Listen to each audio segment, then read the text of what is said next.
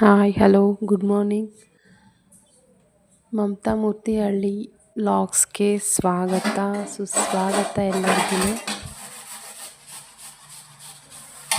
ಏನು ಗೊತ್ತಾ, ಮನೇಲೇ ಇರ್ತೀಯಲ್ಲ, ನಿಂಗೆ ಬೇಜಾರಾಗಲ್ವಾ?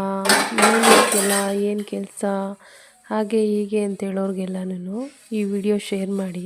ಯಾಕೆಂದರೆ ಮನೇಲಿದ್ದರೆ ಏನು ಕೆಲಸ ಇಲ್ಲದೆ ಇರಲ್ಲ. ಹೆಣ್ಮಕ್ಳಿಗೆ ಎಷ್ಟು ಕೆಲಸ ಇರುತ್ತೆ ಅಂದರೆ, ಮಕ್ಕಳನ್ನ ಸ್ಕೂಲ್ ಕಳಿಸೋವರೆಗೂ ಅದೊಂದು ಬ್ಯುಸಿ. ಮತ್ತು ಮಕ್ಕಳನ್ನ ಸ್ಕೂಲಿಗೆ ಕಳಿಸಿದ್ಮೇಲೆ ಎಷ್ಟು ಕೆಲಸ ಇರುತ್ತೆ ಅಂದರೆ, ಅಡುಗೆ ಮನೇಲಿ ಬಂದರೆ ಯಪ್ಪ ಯಾವಾಗಲಪ್ಪ ಈ ಕೆಲಸ ಎಲ್ಲ ಮುಗಿಸೋದು ಅನಿಸ್ತಾ ಇರುತ್ತೆ. ಸೊ ಹಂಗಾಗಿ ಏನು ಕೆಲಸ, ನೀನು ಮನೇಲೇ ಇರ್ತೀಯಲ್ಲ ಅನ್ನೋರಿಗೆ ಈ ವಿಡಿಯೋ ಶೇರ್ ಮಾಡಿ.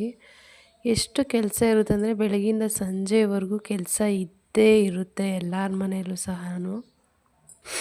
ಈ ಸ್ವಸ್ತಿಕ್ ಚಿಹ್ನೆ ಬರೆಯೋದ್ರಿಂದ ಗ್ಯಾಸ್ ಮೇಲೆಗಡೆ ಗೋಡೆಯಲ್ಲಿ ಬರೀಬೇಕು ಈ ಸ್ವಸ್ತಿಕ್ ಚಿಹ್ನೆನ.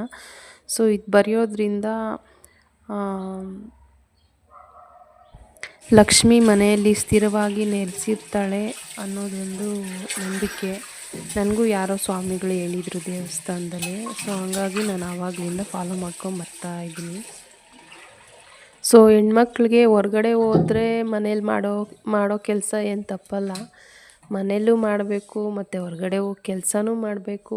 ಮತ್ತು ಕೆಲಸ ಮುಗಿಸಿ ಮನೆಗೆ ಬಂದರೆ ಮತ್ತೆ ಮನೆಯಲ್ಲೂ ಕೆಲಸ ಮಾಡಿ, ಅಡುಗೆ, ಮಕ್ಕಳಿಗೆ ಪಾಠ ಹೇಳಿಕೊಟ್ಟು ಮತ್ತು ಅವ್ರಿಗೆ ಊಟ ಎಲ್ಲ ನೋಡಿ ಮಲಗೋಷ್ಟರಲ್ಲಿ ನಮಗೂ ಹೆಣ್ಮಕ್ಳಿಗೂ ಸಾಕಾಗುತ್ತೆ. ನಾಳೆ ಏಕಾದಶಿ ಇರೋದ್ರಿಂದ ನನ್ನ ಮನೆಯನ್ನೆಲ್ಲ ಇವತ್ತೇ ಕ್ಲೀನ್ ಮಾಡ್ಕೊತಾ ಇದ್ದೀನಿ. ನಾಳೆ ಏಕಾದಶಿ ಇರೋದ್ರಿಂದ ಉಪವಾಸ ಮಾಡ್ತೀನಿ ನಾನು. ಸೊ ಎಲ್ಲರಿಗೂ ಹೇಳೋದಿಷ್ಟೇ, ಉಪವಾಸ ನಿಮ್ಮ ಕೈಲಿ ಆದರೆ ಮಾಡಿ, ಆದರೆ ನಿಟ್ಟು ಉಪವಾಸ ಮಾಡಿ. ಇಲ್ಲಾಂದರೆ ಹಣ್ಣು ಅಥವಾ ಅವಲಕ್ಕಿನೋ ಏನಾದರೂ ತೊಗೊಂಡು ಉಪವಾಸ ಮಾಡಿ.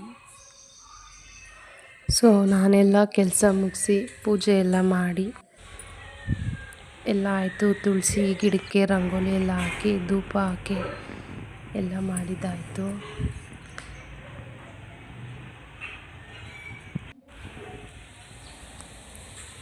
ಚಾನಲ್ನ ಯಾರೆಲ್ಲ ನೋಡ್ತಾ ಇದ್ದೀರಾ ದಯವಿಟ್ಟು ಸಬ್ಸ್ಕ್ರೈಬ್ ಮಾಡ್ಕೊಳ್ಳಿ, ಲೈಕ್ ಮಾಡಿ, ಕಮೆಂಟ್ ಮಾಡಿ, ಶೇರ್ ಮಾಡಿ. ಸೊ ಮತ್ತೆ ಸಿಗುವ ನೆಕ್ಸ್ಟ್ ವ್ಲಾಗಲ್ಲಿ, ನೆಕ್ಸ್ಟ್ ವಿಡಿಯೋದಲ್ಲಿ. ಅಲ್ಲಿವರೆಗೂ ಬಾಯ್.